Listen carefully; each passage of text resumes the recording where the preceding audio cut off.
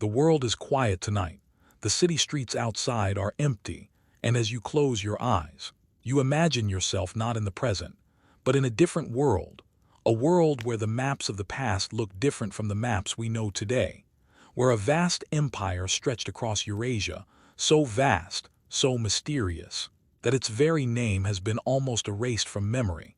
This was Tartaria, or, as it was once written on maps, Tartary for centuries. Western cartographers drew this name across the largest landmass on Earth, from the Caspian Sea all the way to the Pacific, from the steppes of Siberia down to the mountains of Tibet, a single, immense word covering millions of square miles. And yet today that word is gone. You will not find Tartaria on a modern map. You will not read about it in most history books. It has vanished as though it never existed. This is where the mystery begins, because if Tartaria was real, if it was truly the empire these maps suggest, then it was one of the greatest civilizations the world has ever seen. And yet, we know almost nothing about it. What happened to it? Where did it go? And why was it forgotten? Tonight we begin a journey through time, through half-forgotten records, through old books and fading maps. A journey that will take us from the frozen plains of Siberia to the great palaces of St. Petersburg, from the ornate domes of Central Asia to the star forts of Europe and America. A journey that will ask questions that some historians are reluctant to answer.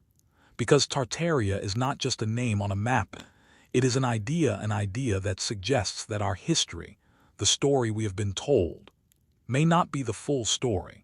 The first European accounts of Tartaria appeared as early as the 13th century, when travelers like Marco Polo wrote of the lands beyond the Caspian. They described powerful khans, great cities, and endless armies. To Europeans, these lands were exotic, strange, filled with danger and wonder. But even in those early writings, there is a sense of vastness, of a culture that was not just tribal, but organized, of an empire that was more than the sum of its parts. In the centuries that followed, as Europe began to chart the world, mapmakers filled in the blank spaces with the word Tartary, sometimes dividing it into Great Tartary, Little Tartary, Chinese Tartary. But always, the implication was that there was a single, immense region, a great power in the east, stretching beyond imagination. And then slowly the word disappeared. By the late 19th century, Tartary was no longer used.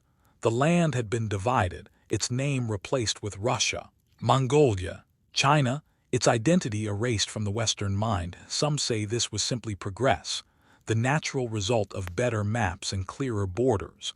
But others see something more deliberate, a great forgetting, a rewriting of history, a quiet removal of a chapter that no longer fit the story being told. What if Tartaria was not just a vague label for distant lands, but a real, unified civilization, one with technology, culture, and knowledge more advanced than we imagine? What if it was a global empire, one that built many of the great structures we see today, structures we attribute to other builders? Grand palaces, cathedrals, government buildings with domes and spires and intricate designs. And what if something happened to that empire? Something so devastating that it was wiped away almost completely, leaving only its architecture and a few lines on old maps. This is the theory of the lost civilization of Tartaria, and it is one of the most fascinating and controversial ideas in the study of hidden history. Over the course of this series, we will explore the evidence, the maps, the buildings, the strange events of the 19th century. We will look at the so-called mudflood, a global cataclysm said to have buried entire cities.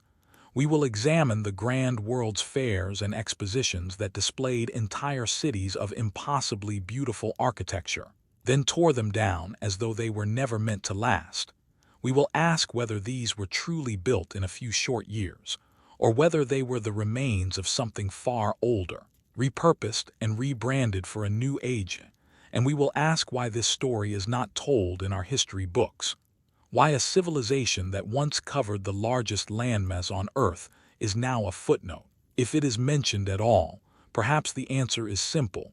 Perhaps Tartaria was never an empire, never a single culture.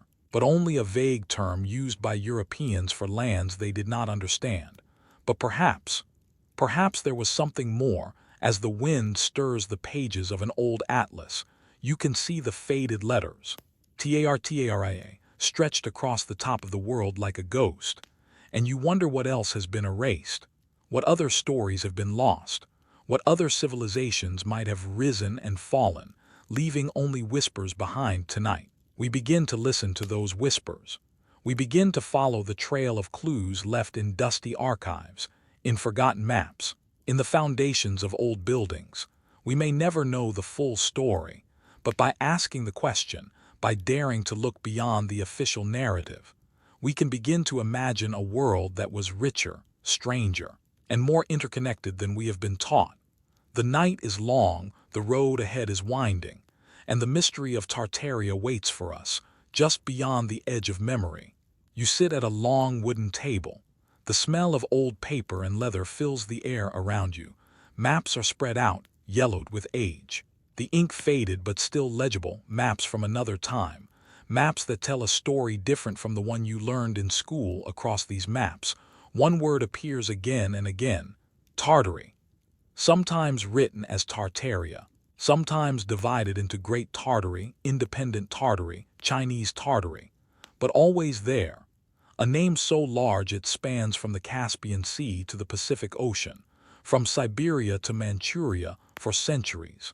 European cartographers drew this name across Asia: Gerardus Mercator, Abraham Ortelius, Guillaume de Lisle. Their atlases showed a land so vast that it seemed endless, a kingdom or an empire that covered nearly half the known world. What is striking is how often Tartaria appears, not just as a vague label but as a real political entity. Early maps speak of Tartar khans, Tartar cities, Tartar armies. They describe a people with customs and rulers, a great civilization that was both feared and admired. And then, as time passes, the name changes. By the 19th century, Tartary is used less frequently. By the early 20th, it is gone altogether. The land once called Tartaria is now Russia, Mongolia, China, Kazakhstan. It is as though the entire idea of Tartaria was quietly erased, not with a bang, but with the turning of a page, a cartographic sleight of hand that made an empire disappear. Some historians argue that Tartary was never a single empire at all, that it was simply a catch-all term used by Europeans for the vast, largely unknown lands of Central Asia, a blank space filled with a convenient name. But others point to the detail in these maps: the cities marked, the rivers traced, the regions labeled, the sense that this was not just empty land, but an organized civilization. And they ask, if Tartary was merely a word for unknown lands, why does it vanish so completely?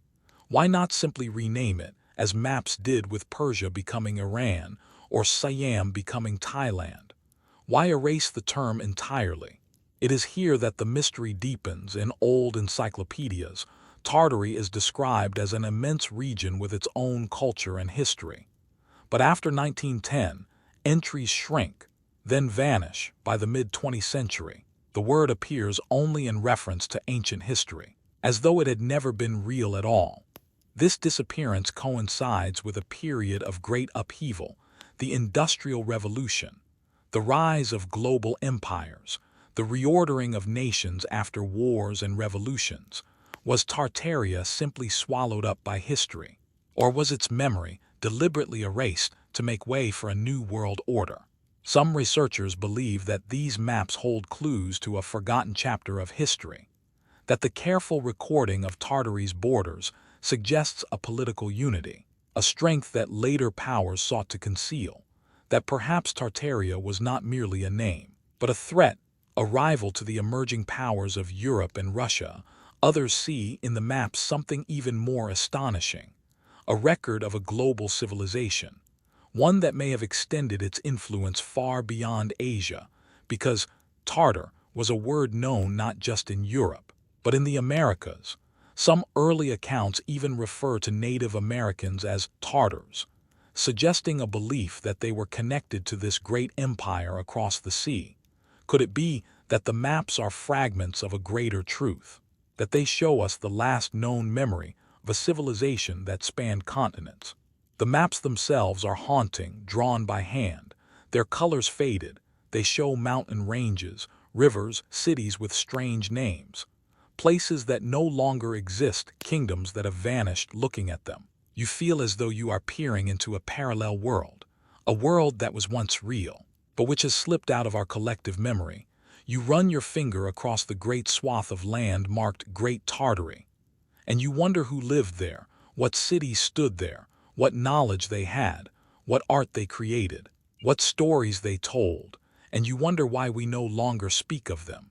Maps are not just tools of navigation, they are tools of memory. They tell us not only where we are, but who we are. And when a name disappears from the map, a part of our memory disappears with it. The disappearance of Tartaria from the maps of the world is not just a curiosity. It is a clue that something changed, perhaps something too big, too inconvenient, or too disruptive to leave in the history books. Tonight, as you stare at these old atlases under the dim glow of lamplight, you feel the weight of that erasure. And you know that the next step is to look not just at maps, but at the world itself, at the evidence left in stone and brick, because if Tartaria was real, if it was truly the civilization these maps suggest, then surely it left more than just a name. Surely it left monuments, cities, architecture that we can still see today. And so, in the next chapter, we will go in search of those monuments. We will walk through the streets of St. Petersburg and Moscow, through the boulevards of Chicago and Paris, through the halls of buildings whose beauty defies the explanation that they were built quickly and recently. And we will ask whether these are not just remnants of the 18th and 19th centuries, but survivors of a much older world. The maps have shown us the outline. Now it is time to step into the ruins. You stand before an old map. The word Tartaria stretches across half the globe, and you begin to imagine what it might have meant. What if it was not just a label for unknown lands, not just a cartographer's shorthand, but the name of a real civilization, a great empire, one that spanned continents, one that rivaled or even surpassed the empires we know from history. This is the heart of the Great Empire hypothesis, the theory that Tartaria was a unified civilization, a network of cities, technology, and culture that existed before the rise of the modern nation-state, that what we now call Russia, Mongolia, China's northern provinces, and even parts of Europe were once joined under a single cultural sphere. Imagine a world where the cities of Siberia were not frozen outposts but thriving metropolises, where railways and canals connected east to west long before the Industrial Revolution, where knowledge and architecture spread freely across thousands of miles. Supporters of this hypothesis point to the striking similarities in architecture found across Eurasia, and even beyond: domes, arches, star-shaped forts, elaborate government buildings, all built in a style that seems to belong to the same aesthetic language. Could these be the fingerprints of a single civilization? The mainstream view is that these styles were spread by European imperial powers in the 18th and 19th centuries, that they are the product of colonial expansion, of architects trained in European schools, of a globalizing world. But to some researchers, this explanation feels too tidy. They argue that the speed and scale of construction during this period was nearly impossible with the technology of the time, that entire cities were built, or rebuilt, in a matter of years, with a level of precision and beauty that would be difficult even today, perhaps. They suggest these were not new cities at all, but cities that were already there, inherited from an older civilization and simply repurposed. The idea is provocative. It suggests that what we call the modern world is not as modern as we think, that we are living among the ruins of a forgotten empire. And if this is true, then the question becomes, what happened to that empire? Some point to the great wars of the 18th and 19th centuries, conflicts that are now obscure but were once enormous. The Napoleonic Wars, the Crimean War, The various revolts and uprisings that shook Eurasia were these wars not just regional struggles, but the dismantling of a global order. Others point to cataclysms, earthquakes, floods, fires that swept across the world during the 1800s, disasters that destroyed entire cities, leading to massive rebuilding campaigns. Could these have been part of a great reset, a clearing away of the old world to make room for the new? And still others suggest something even stranger, that the fall of Tartaria was not just political or natural, but deliberate, that its memory was erased intentionally, its achievements attributed to others, its very name struck from the record. Why? Perhaps because the knowledge it possessed, knowledge of free energy, of advanced construction, of a different way of living, was too disruptive for the new powers that were rising, perhaps because those who inherited the world wished to claim it as their own, and could not allow a rival legacy to remain. The great empire hypothesis challenges us to think differently about history.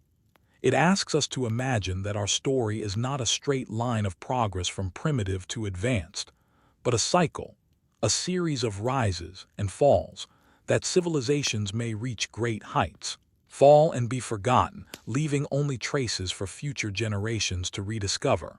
This is not a new idea.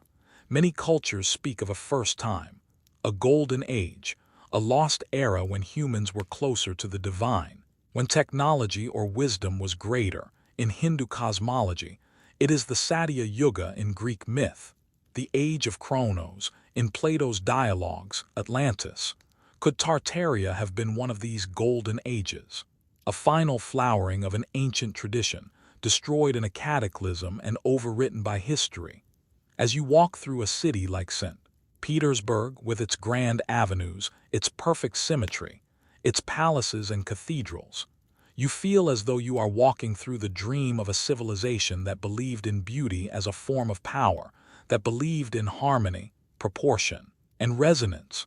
Perhaps that is why the theory of Tartaria resonates so strongly with people today, because it suggests that we once lived in a world where the built environment was not just functional, but sublime, where cities were designed to uplift the spirit, not just to maximize profit.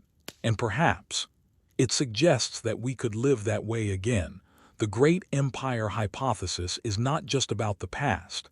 It is about the possibility of a different future. As night falls and the city lights begin to glow, you imagine the world as it might have been, a network of shining cities, domes glinting in the sun, towers rising like beacons, connected by roads and canals, and knowledge, a world not lost forever, but waiting to be remembered. The streets are quiet tonight. You walk slowly along an avenue lined with stone buildings. The lamplight glows against carved columns, arched windows, and ornate facades. Each building looks like a work of art. The domes rise above you, crowned with spires that seem to touch the sky. Their shapes are elegant, symmetrical, and strangely familiar. You could be in St. Petersburg, or in Paris, or in San Francisco, or in Melbourne. Wherever you go, you see this style, grand, intricate, impossible to ignore. This is what many researchers call Tartarian architecture. Buildings that seem older than their official dates suggest. Buildings so beautiful, so precisely crafted, that it seems hard to believe they were built quickly, cheaply, or recently. These structures have common features: massive stone foundations, perfectly cut blocks, grand archways and high ceilings, ornamental flourishes, statues, reliefs, and always a sense of scale, a sense that they were built to last, to inspire awe. Official history tells us these buildings were constructed during the 18th and 19th centuries, that they are products of the neoclassical and Beaux Arts movements, of skilled architects and artisans trained in Europe. And yet, when you look closely, you notice strange details: basement windows buried below street level, doorways that seem far too tall for any practical reason, entire floors sunk into the ground, as though the building has slowly disappeared into the earth. In city after city, you find the same thing: buildings that look as though they have been partially unearthed, not built, as though they were once taller, grander, standing on higher ground, and then something covered them. This is where the mudflood theory intersects with Tartarian architecture, the idea that a cataclysm, perhaps a sudden deluge of mud, buried entire cities up to the second or third story, leaving only the upper levels visible, forcing later generations to dig them out, repurpose them, and call them new. Walk through the old parts of Moscow or St. Petersburg and you will see evidence of this, windows and arches below ground level, now bricked up or filled in. Travel to Chicago or San Francisco, and you find the same thing. Travel to Europe, to Asia, to South America, and again you see it. Is it coincidence? Or are we looking at the remains of a global event, one that changed the surface of the earth, forcing cities to be rebuilt on top of the ruins of older ones?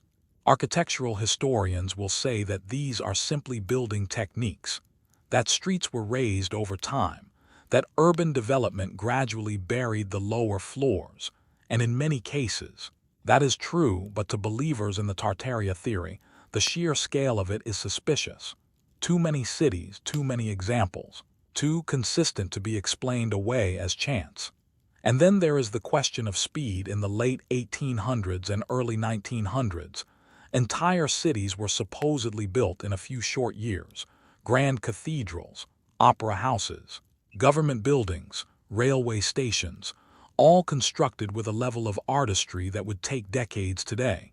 And yet, according to history, they rose almost overnight. Consider the St. Louis World's Fair of 1904. Hundreds of buildings erected in less than 2 years, most of them temporary, only to be demolished after the exposition ended. Or the Great Fire of Chicago in 1871, which supposedly destroyed the city, followed by a rebuilding effort that produced some of the most magnificent architecture in the world in a single generation. Was this truly a miracle of human industry? Or was something else at work? Perhaps these buildings were not built from scratch at all. Perhaps they were simply repaired, cleaned, restored, and then claimed as the work of the new world.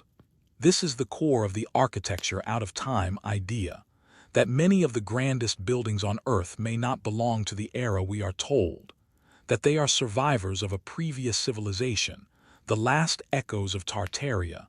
The theory is controversial. Architects, historians, and archaeologists reject it. They point to records, blueprints, photographs of construction in progress. And yet, the feeling persists. Because when you stand in front of one of these structures, when you look up at its perfect proportions, its colossal doors, its stone carved with impossible delicacy, you feel as though you are in the presence of something ancient, something beyond the time in which it is officially placed. And perhaps that is the real power of Tartarian architecture, not that it proves a hidden empire existed, but that it reminds us that beauty, scale, and durability were once the standard, that entire cities were built like cathedrals. If Tartaria was real, then these buildings are its surviving monuments. If Tartaria was not real, then these buildings are still a testament to what human hands can create when guided by vision. As night falls, the lamplight reflects on stone polished by a century of rain and wind. The windows glow softly from within, and you imagine the city as it might have looked in its prime, shining, clean, filled with music and life. Perhaps it is not just the buildings that are out of time. Perhaps we are the ones who are out of time, living in an age that has forgotten what it means to build for eternity. Tomorrow, we will dig deeper, into the mud itself, into the theory that the world was once buried, reset, and rebuilt. Because if the architecture we see today is only the upper layer of a much older world, then the earth beneath our feet may still hold the rest of the story. The earth feels heavy under your feet tonight, and as you walk along the old streets of the city, you notice something strange. The windows are low, so low that some are buried beneath the sidewalk. The doors seem too tall, their bottoms hidden under layers of stone and brick. You realize that what you are seeing is not just architecture, it is archaeology. This is where the mystery deepens. This is where we enter the strange, unsettling world of the mudflood theory.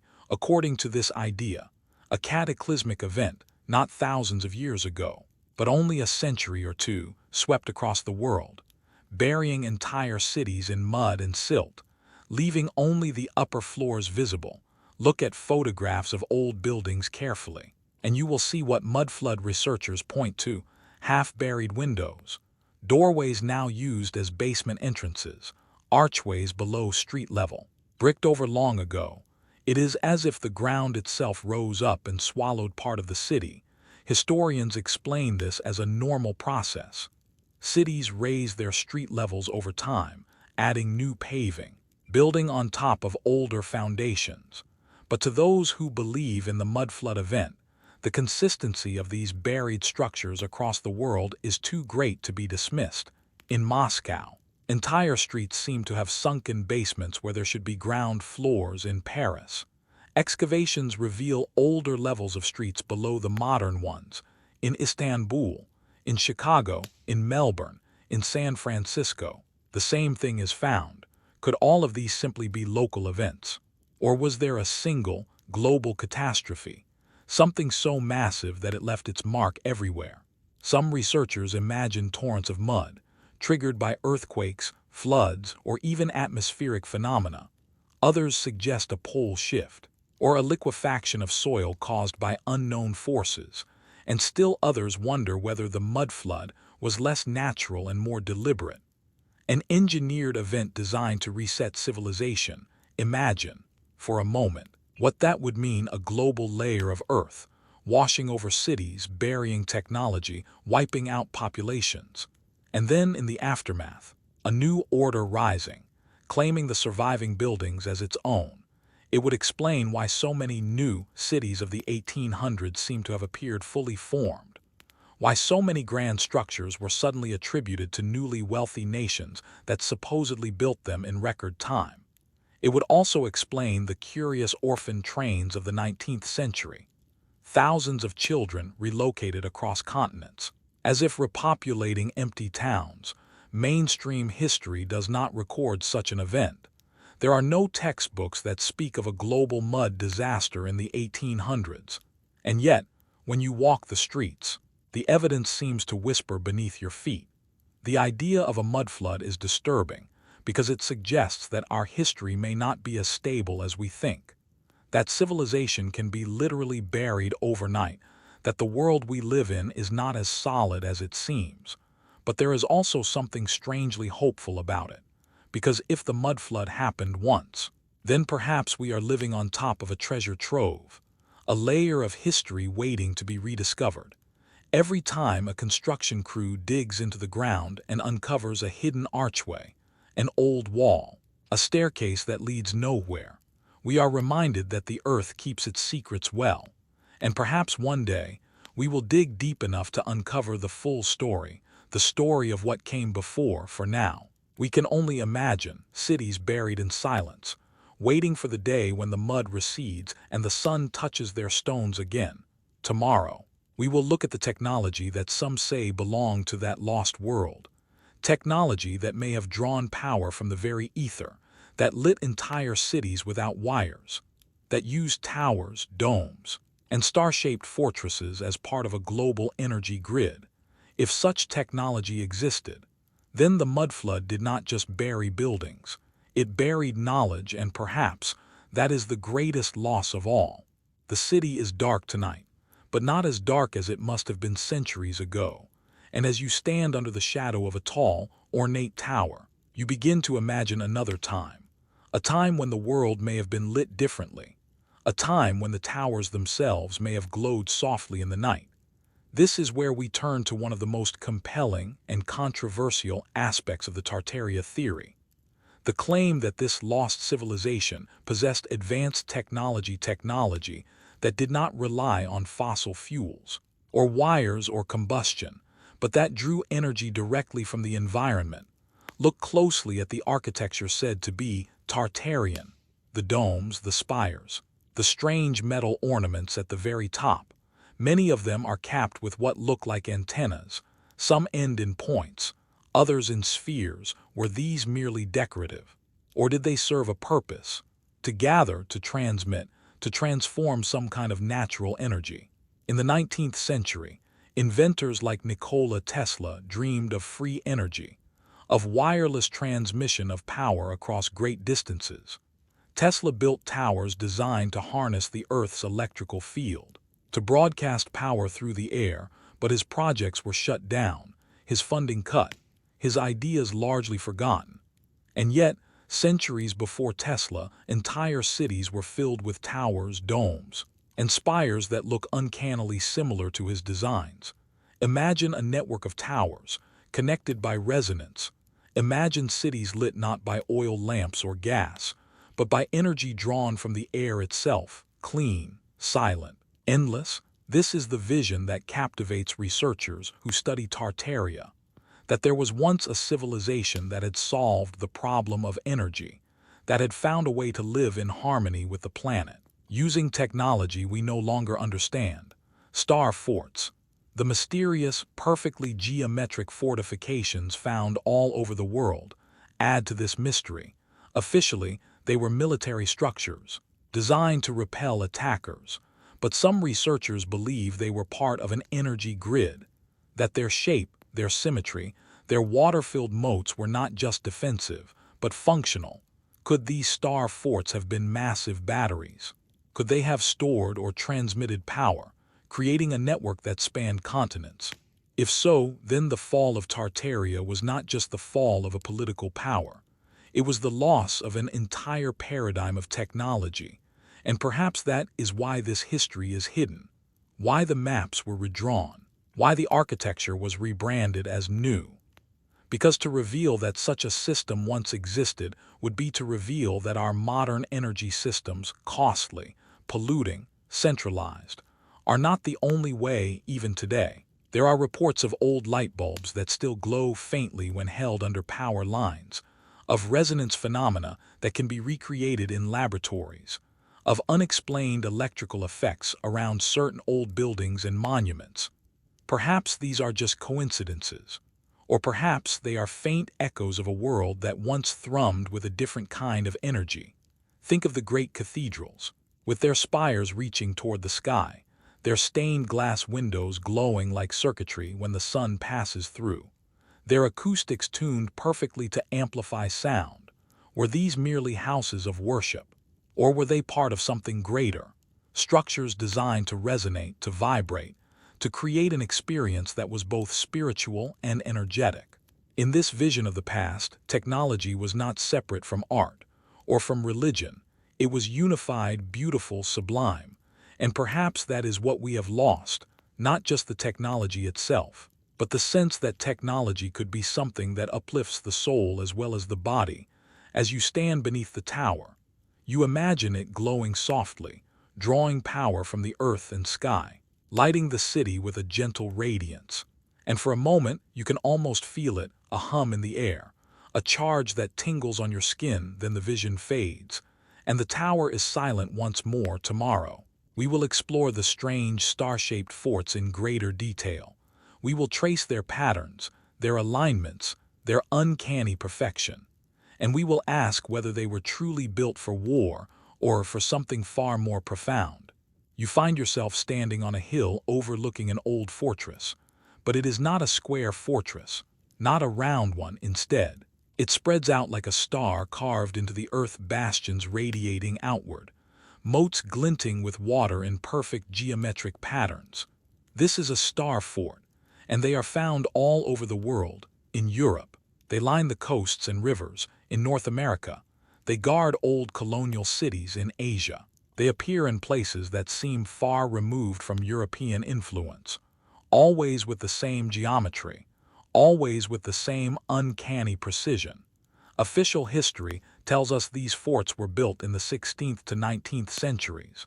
During the age of gunpowder, their angled walls were designed to deflect cannon fire. Their moats made them difficult to assault. Their star shape allowed defenders to cover every approach with overlapping fire. This explanation makes sense.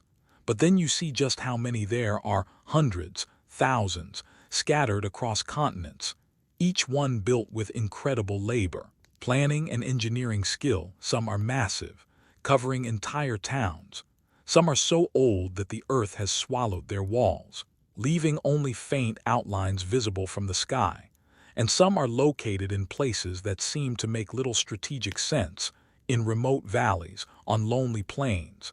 And then there is the geometry itself, from above.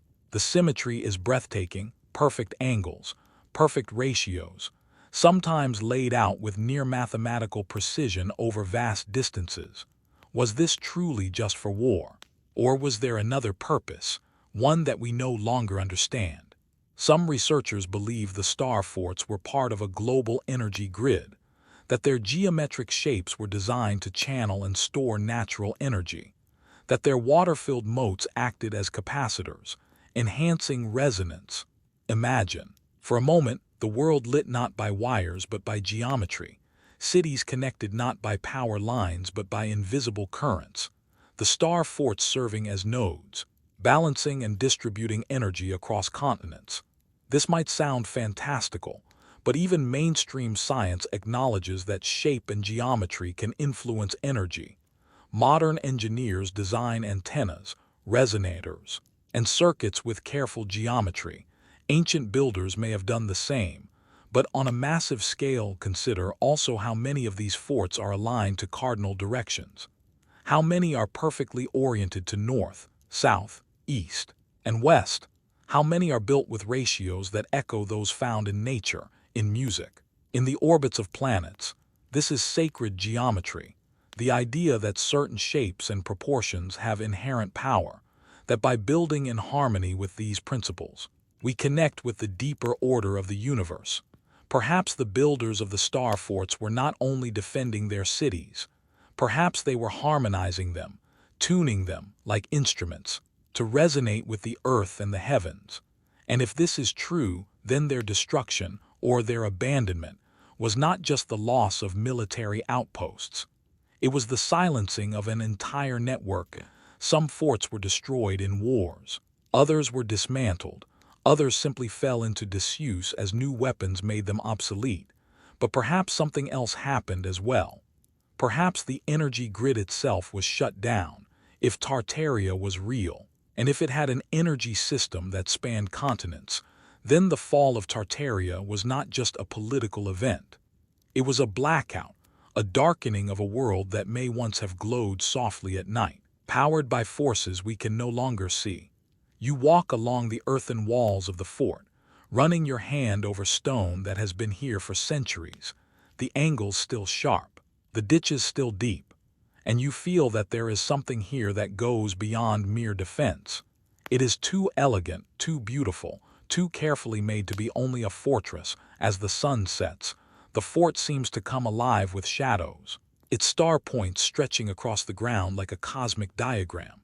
And you imagine that once, long ago, it may have been alive in a very real way. Tomorrow, we will turn to the human side of the mystery, to the strange population shifts of the 19th century, to the orphan trains that moved thousands of children across continents, to the idea that after the fall of the old world, the new one had to be repopulated, because a city without people is just stone, and whoever inherited these cities had to fill them once more with life. The streets are quiet tonight, but in your mind's eye you see them as they once were, filled not with carriages and workers and merchants, but with children, children standing in long lines, children staring out the windows of railway cars, children arriving in strange towns, far from the places they were born. This is the story of the orphan trains, one of the most remarkable and unsettling chapters of the 19th century. Between the 1850s and the early 1900s, hundreds of thousands of children were moved across North America by train loaded into rail cars in cities like New York, Chicago, and Boston, shipped westward to farms, towns, and frontier settlements. The official explanation is straightforward. These were abandoned or homeless children taken from overcrowded urban areas and placed with families who could care for them. A well-meaning social experiment meant to give them better lives. But some researchers see something else in this story, something larger, something stranger, because the scale of this relocation is staggering.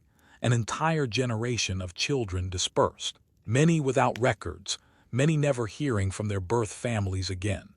And this was not limited to America. Similar movements happened elsewhere in Australia, where children were sent from Britain to populate the colonies, in Canada, where home children were shipped from the UK to work on farms. Even within Russia and Europe, large-scale relocations took place after wars, famines, and disasters. Could this have been more than charity? Could it have been part of a global reset? The idea is this: that after the fall of the old world, after whatever event destroyed or buried the cities, there were simply too few adults left, too few survivors to repopulate entire towns, and so, children were moved in massive numbers to fill the empty streets, the empty houses, the empty world. Some researchers note the eerie photographs of the time's cities that look strangely empty. Streets lined with grand architecture but few people, children posing in front of buildings far too large and ornate for the rural towns they are said to belong to. It is as if the children were being placed into a stage set, a world that had been prepared for them. And what of the parents? Were they truly dead, lost to poverty or disease? Or were they part of a population that was erased, casualties of whatever event reset the world? This theory is disturbing because it suggests a deliberate plan that someone, some force, human or otherwise, cleared the earth and then repopulated it. That history was restarted, rewritten, rebranded. It would explain the sudden appearance of new nations in the 19th century, the rapid rebuilding of cities, the sudden explosion of industrial technology, as though the knowledge had been waiting to be switched back on. It also raises a chilling possibility that what we think of as our modern civilization may be much younger than we believe, that the world as we know it may be only a century or two old, a reconstruction standing on the ruins of a much older one. When you see the faces of those orphan children in faded photographs, you feel a strange mixture of sadness and wonder. Sadness for what they may have lost, wonder for what they inherited. A world of ready-made cities, railways, telegraph lines, canals. Perhaps they were not merely orphans. Perhaps they were the first citizens of a new world. Tonight, as the train whistle sounds faintly in your imagination, you picture them stepping off into the unknown, carrying nothing but a small suitcase, a tag with their name, and the weight of a past they would never know. Tomorrow, we will explore the strange case of the world's fairs and expositions. Vast events held in cities around the globe that displayed entire complexes of breathtaking architecture, buildings that seemed too perfect, too elaborate to have been thrown together for a temporary show. And we will ask whether these fairs were not just exhibitions, but the unveiling of the inherited cities of Tartaria, a presentation of the old world as if it had just been built, before much of it was torn down again. Because if the orphan trains repopulated the cities, then the world's fairs may have reintroduced them to the public eye. Imagine stepping off a train into a city of dreams, a place of white palaces and shining domes, broad boulevards lined with statues, electric lights glowing softly at night, reflecting in still pools of water. This was the experience of the world's fairs, the great expositions of the 19th and early 20th centuries. Chicago, 1893, Paris, 1900, St. Louis, 1904, San Francisco, 1915, vast events that brought together nations from around the globe to celebrate progress, industry, and art. The official story is inspiring. Architects and engineers designed and constructed entire fairgrounds in just a few short years, dozens, sometimes hundreds, of buildings, many of them enormous, built almost overnight. And then, once the fair was over, almost all of them were torn down. But when you look at the photographs of these fairs, you feel something unusual. The architecture looks permanent, not cheap or temporary, but monumental, like the great cities of Europe. Grand halls with marble columns, vast domes, intricate sculptures, all built to last. And yet we are told that most were made of plaster, meant to stand for only a season or two, that entire cities were built just to be destroyed. This has led some researchers to a provocative question. What if the world's fairs were not built from scratch? What if they were not temporary at all? What if they were the unveiling of the cities of the old world, the remnants of Tartaria, cleaned, restored, and presented to the public as the triumph of modernity? Imagine this scenario. A cataclysm resets the world. The survivors inherit the cities, palaces, courtyards, parks, but do not fully understand how they were built. Years later, as the world begins to stabilize, these sites are rediscovered. Rather than admit they are remnants of an unknown civilization, the new powers claim them as their own, and to make the claim complete, they hold a fair. They invite the world to see these marvels, presenting them as the work of modern architects, and then, to erase the evidence, they demolish most of them, leaving only a few structures behind as museums or landmarks. The Chicago World's Columbian Exposition of 1893 is one of the most famous examples. Known as the White City, it was a breathtaking vision of symmetry and beauty. Its court of honor, with its central basin and glowing electric lights, seemed to belong to another world. More than 27 million people visited the fair, an astonishing number for the time. They walked through the streets, marveled at the buildings, saw inventions like the Ferris wheel for the first time, and then, after the fair closed, almost everything was destroyed. Fires claimed some of the buildings, but others were simply dismantled, their remains hauled away. Only a handful survive today, standing alone in modern Chicago like ghosts of a vanished city. This pattern repeats across the world, magnificent fairgrounds appearing suddenly, then vanishing almost completely. Why go to such effort to build something so grand, only to tear it down months later? Why use such advanced styles and material for structures meant to be temporary? The official answer is that these fairs were expressions of optimism. They were never meant to be permanent, but to inspire, to show what the future could hold. But to those who believe in the Tartaria theory, the fairs were a way to reintroduce the people to the inherited world, a way to let them marvel at the architecture one last time before it was erased from history.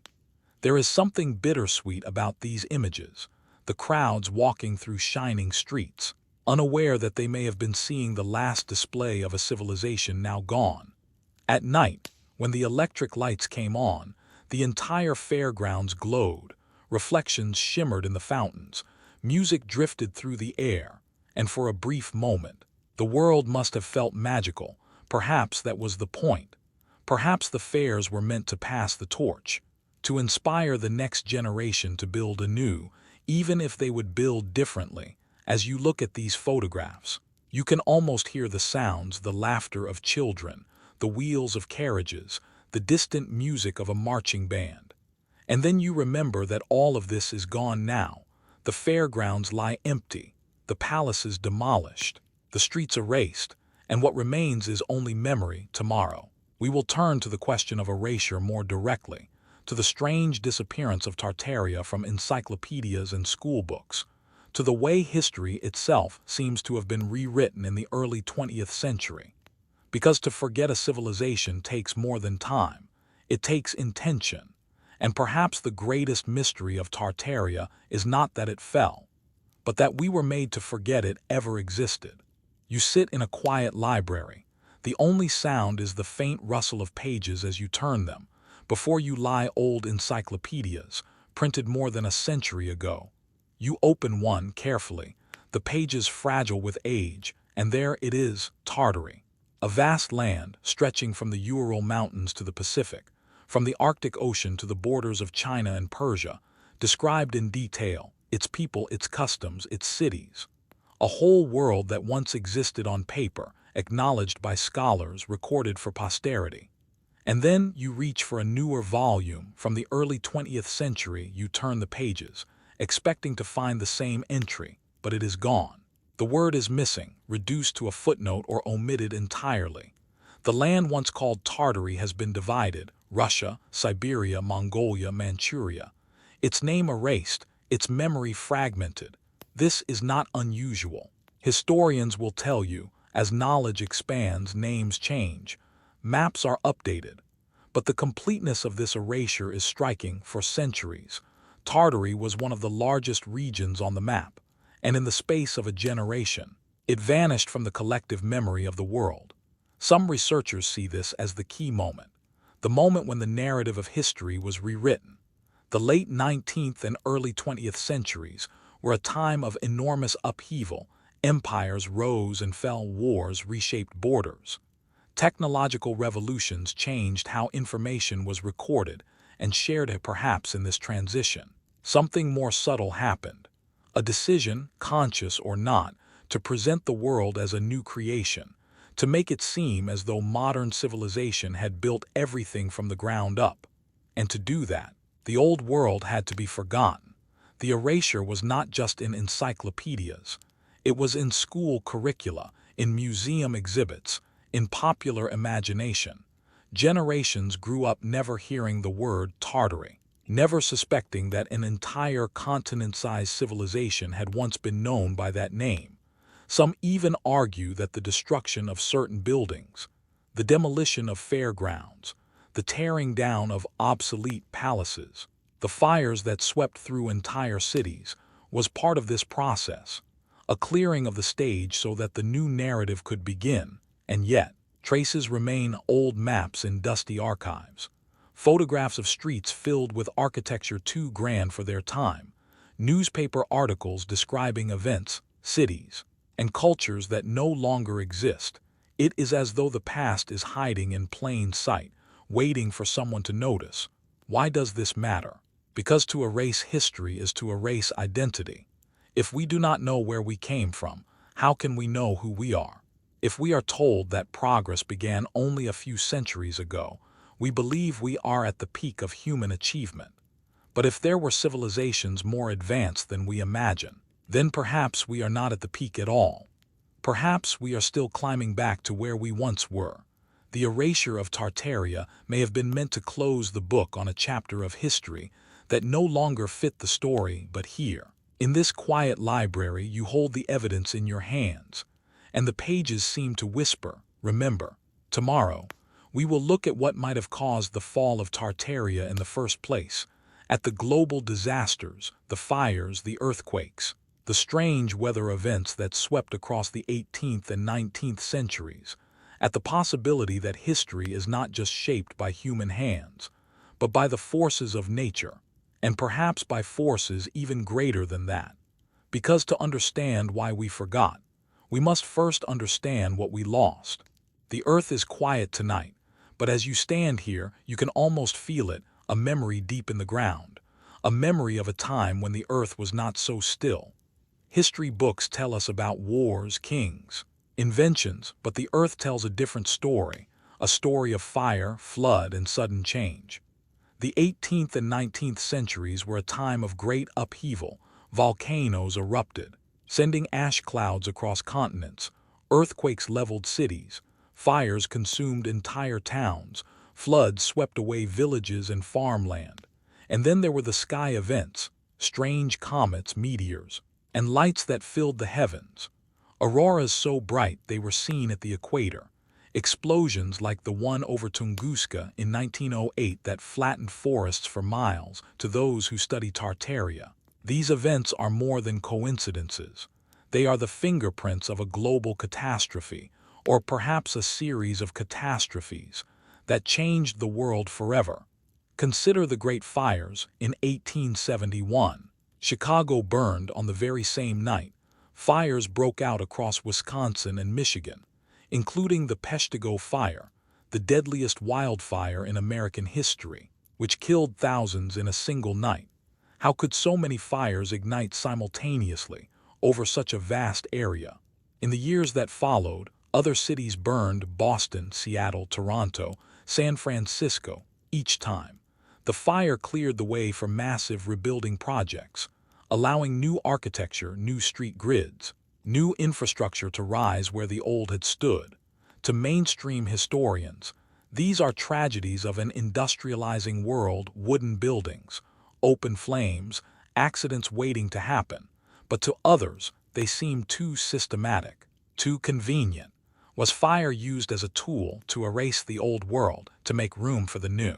Earthquakes tell a similar story. The 1811–1812 New Madrid earthquakes in the central United States were so powerful they made the Mississippi River run backward. Church bells rang on the East Coast. Entire landscapes were reshaped. In Europe and Asia, great quakes struck in the same era, toppling ancient cities, burying entire districts. Then there were the floods. Accounts from the 1800s tell of mud and silt covering entire regions, of crops ruined, of houses half buried. Some researchers believe these floods may have been part of the same event that caused the so-called mudflood, that they were not isolated disasters but pieces of a single global puzzle. And finally, there is the question of time itself. Some historians, like Anatoly Fomenko, have proposed the radical idea that our historical timeline is wrong, that events we place thousands of years apart may have been much closer together, that history was stretched, duplicated, manipulated to create a longer narrative. If this is true, then the fall of Tartaria may not have been centuries ago at all. It may have been only a few generations back, and we may be living in the early years of the new era that followed. The thought is unsettling. It means that we may be closer to the last great reset than we think, that the earth may not be as stable as we imagine. And yet, there is also a strange sense of hope in this idea, because if the world has fallen before and risen again, then perhaps we are part of a cycle that is much larger than we realize. Perhaps the end of one age is only the beginning of another. As the wind moves through the empty streets tonight, you imagine what it must have been like to stand here as the ground shook, as the sky turned red, as the old world burned.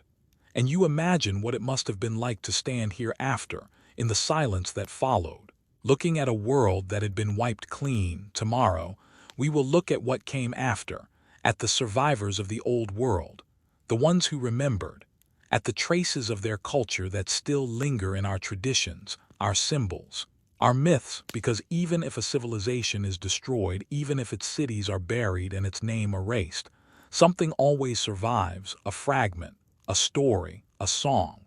And in those fragments, the memory of Tartaria still lives.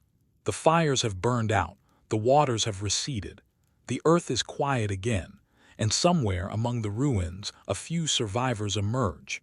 This is how every great reset must have felt, a moment when the old world lay in ashes, and the new one had yet to be born. If Tartaria truly existed, if it was a great and advanced civilization, then some of its people must have lived through its fall, and if they lived, they remembered. What traces might they have left behind? Some researchers look to folklore, to the strange legends of a golden age that appears in cultures all over the world, stories of a time when life was harmonious, when technology was effortless, when cities shone like jewels, and then always a fall, a flood, a fire, a war of the gods. In Russia, there are tales of Hyperborea, a northern paradise where wise ancestors once lived. In Central Asia, myths tell of shining cities lost in the sands. In Native American tradition, there are stories of great earthworks and mounds built by an earlier race, sometimes called the Ancient Ones. These myths may be memories, echoes of Tartaria told in symbolic language. Then there are the symbols. Look closely at the great seals, the coats of arms, the flags of nations. Many bear the double-headed eagle, a symbol that once represented the unity of East and West, of heaven and earth. This emblem is seen in the Byzantine Empire, in Russia, in the Holy Roman Empire. Was it a mark of the old order, of the world before the reset?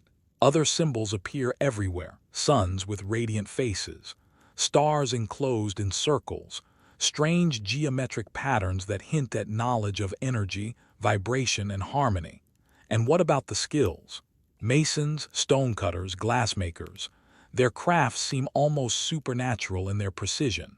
Some of the great cathedrals and palaces appear as though they were grown, not built, their stonework too perfect, their proportions too exact.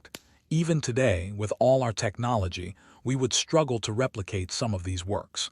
Their builders seem to know secrets we have forgotten. Could it be that a few survivors carried those secrets forward, teaching them quietly to those who came after?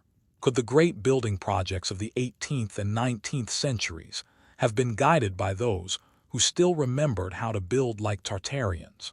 Perhaps this is why we see such sudden leaps in knowledge, sudden bursts of innovation, of art, of architecture, as though humanity remembered something all at once. And perhaps this is why so much of that knowledge seems to have been lost again in the modern age. Why the techniques that built entire cities of stone have been replaced with steel and glass and concrete that will not last a century. The survivors of the old world may still be with us, not as individuals, but as lineages, as guilds, as secret societies guarding fragments of ancient wisdom. The Freemasons, the Rosicrucians, the keepers of esoteric traditions, could they be the inheritors of Tartarian knowledge, preserving it in symbols and rituals until the time is right to share it again? It is impossible to say for certain, but the idea has a strange resonance, because if we are the children of survivors, then we too are survivors. We too carry the memory of that older world somewhere deep in our collective mind. And maybe that is why these theories captivate us. Because when we see a half-buried building, a star fort, a faded map with the word Tartary on it, something inside us stirs. We are not just curious, we are remembering tomorrow. We will take this idea one step further. We will explore the possibility that Tartaria was not just a recent empire, but part of a much older cycle, connected to Atlantis, to Hyperborea, to other lost civilizations spoken of in myth, because if Tartaria was real, perhaps it was not the first, and perhaps it will not be the last. The night sky stretches above you, vast and unchanging. The same stars that guided travelers thousands of years ago still shine tonight. And as you gaze upward, you begin to think about time, not as a straight line, but as a circle, a cycle of rise and fall, because perhaps Tartaria was not the first great civilization to fall. Perhaps it was just the most recent. Across the world, there are stories of lost civilizations, Atlantis, spoken of by Plato as a great and mighty empire that sank beneath the sea in a single night, Hyperborea, the mythical northern land of light and wisdom, home to a race of godlike beings, Lemuria, said to have stretched across the Indian Ocean, now drowned beneath the waves. Even in the Americas, there are legends of ancient cities that predated the known civilizations, of giants who built mounds, of shining cities lost beneath the jungle. Could Tartaria have been connected to these? Could it have been the last branch of a much older tree, the inheritor of a tradition that stretched back to the dawn of time? Some researchers believe that all these civilizations were part of a single continuum, that there was once a global culture, an age of high knowledge, that existed before the last ice age, and that its memory survived in fragments, passed down through the ages until it finally flowered again as Tartaria. If this is true, then the fall of Tartaria was not just the fall of an empire. It was the closing of an entire cycle, the end of what some call the fourth age of man. Ancient texts from many cultures speak of such cycles. In Hindu tradition, there are the yugas, great ages that repeat over and over, from the golden age of Satya Yuga down to the darker Kali Yuga. In the myths of the Maya, there are the suns, each one representing a world that is created, destroyed, and created again. Perhaps Tartaria was the last bright light of a fading age, a golden city shining just before the dawn turned to night. This perspective reframes the entire mystery.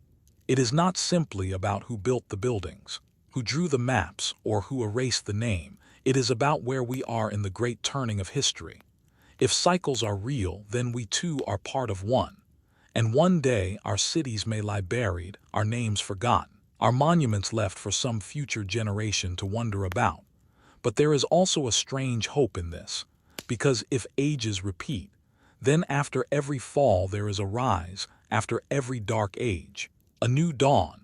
And perhaps the memory of Tartaria is returning now because we are approaching such a dawn. Perhaps we are beginning to remember who we were, what we lost, and what we might become again.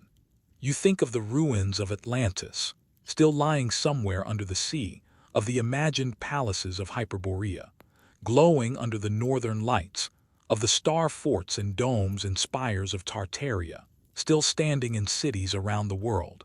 They are not just relics, they are reminders, reminders that humanity has risen before, that we have built wonders before, that we have lived in harmony with the stars and the earth before, and that we may do so again. Tomorrow, we will explore what this means for us, what it means if Tartaria was real, if the past we have been taught is incomplete, and if we are in fact standing at the edge of another great turning.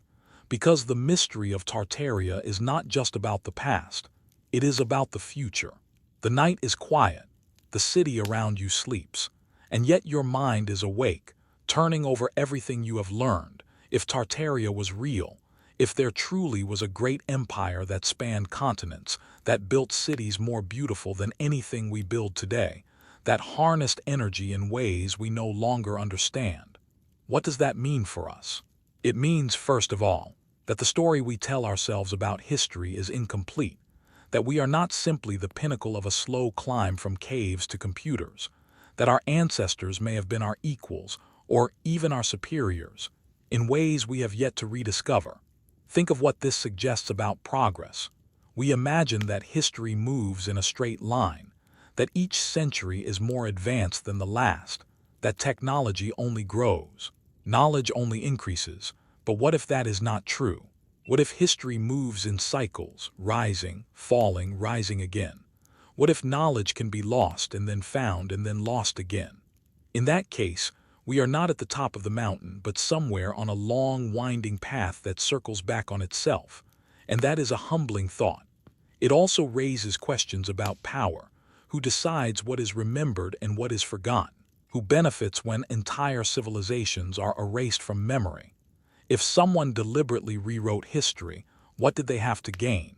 Perhaps it was simply control, the ability to present the new world as their own creation, to say, "We built this," and in doing so, to claim the right to rule it. Or perhaps there was a deeper reason. Perhaps the knowledge that Tartaria possessed was too dangerous, or too liberating, to allow into the new era. Perhaps it had to be hidden until humanity was ready again. If Tartaria had free energy, if it had technology that made centralized control unnecessary, then its fall might have marked the beginning of a different kind of age, one based on scarcity, hierarchy, and control over resources.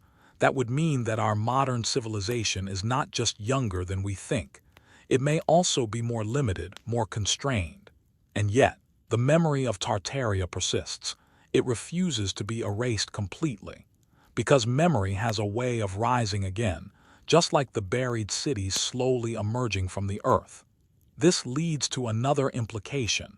If history can be rewritten, then we have a responsibility, a duty, to seek the truth for ourselves, to dig, to question, to research, to remember. We can no longer take the official story at face value. We must become archaeologists of our own past, piecing together the fragments that remain, and perhaps this is what the rediscovery of Tartaria is really about. Not just proving that an empire existed, but reminding us that we have the power to reclaim our story, that we can choose what kind of world we build next. The buildings of the old world were not just functional. They were beautiful, harmonious, uplifting. Perhaps they were trying to tell us something. Perhaps they were leaving us a blueprint for a better future. As you walk through an old city at night, the street lamps casting warm pools of light on the cobblestones, you feel it, the weight of the past, the presence of something greater than yourself. And you realize that if Tartaria was real, then you are walking among its ruins, living among its monuments. Every day, tomorrow, we will end our journey.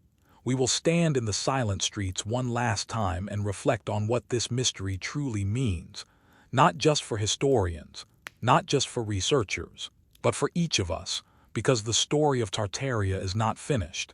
It is still being written, and we are the ones holding the pen. The night is still, the stars hang like lanterns above the earth, and the world seems to hold its breath. You stand alone in a quiet square, the stones cool beneath your feet, Around you rise the silhouettes of old buildings, domes, arches, towers, silent witnesses to centuries, maybe millennia, of forgotten history. And you think about everything you have seen on this journey, the maps that showed a land called Tartary, stretching across half the world, the cities of stone with windows buried beneath the earth, the star forts, laid out with impossible precision, the towers and domes that might once have glowed with power, the orphan trains, the resets, the fires that cleared entire cities as though wiping the slate clean, the world's fairs that rose like phoenixes and vanished just as quickly, all of it forming a pattern that feels both haunting and strangely familiar. Perhaps Tartaria was real, a great empire, a lost civilization more advanced than we can imagine. Perhaps it fell in a single cataclysm, leaving only fragments behind. Or perhaps Tartaria was never a single empire at all, but a symbol of all that we have lost, of the forgotten chapters of human history, of the greatness that lies buried under the dust of time. Either way, its power lies not just in what it was, but in what it makes us ask, because when we question Tartaria, we are really questioning ourselves. What do we truly know about the past? What have we taken for granted? And what might we still rediscover if we dare to look deeper? There is something humbling in the thought that the world we know may not be the first world, that others have walked these streets before us, built these cities before us, dreamed these dreams before us. And there is something empowering, too, because if they did it once, we can do it again. If they built cities that uplifted the spirit, we can build them again. If they found ways to live in harmony with nature, we can find those ways again. The past is not gone. It is here, just beneath the surface, waiting to be remembered. You take a slow breath and listen. The wind moves softly between the buildings. It almost sounds like a whisper. Perhaps it is the voice of the old world, speaking across the ages, not in words, but in the language of stone and shadow and silence. And what does it say? Remember. Remember who you are. Remember what you once knew. Remember what you are capable of becoming. The square is empty. The night is deep. But somehow you do not feel alone. The memory of Tartaria is with you now, not as a fact to be proven, but as a question to be lived. And as you turn to leave, you glance back one last time at the darkened buildings. They seem to stand a little taller in the moonlight, as if they know their story is being told again. Perhaps the mystery of Tartaria will never be solved completely. Perhaps that is the point, because some mysteries are not meant to close like a book. They are meant to stay open, to invite every generation to seek, to wonder, to rediscover. And so, as you walk into the night, you carry the mystery with you, a quiet companion, a gentle reminder that history is not just behind you, but all around you, and that the world is far stranger, far older, and far more beautiful than we have been taught. Tomorrow the sun will rise, the city will wake, the streets will fill with life again. But tonight, under the stars, you stand at the threshold between the past and the future, and for a moment you can almost feel it, the hum of a hidden world, the echo of a forgotten song, the heartbeat of a civilization that may yet rise again. The mystery remains, and perhaps that is exactly how it was meant to be.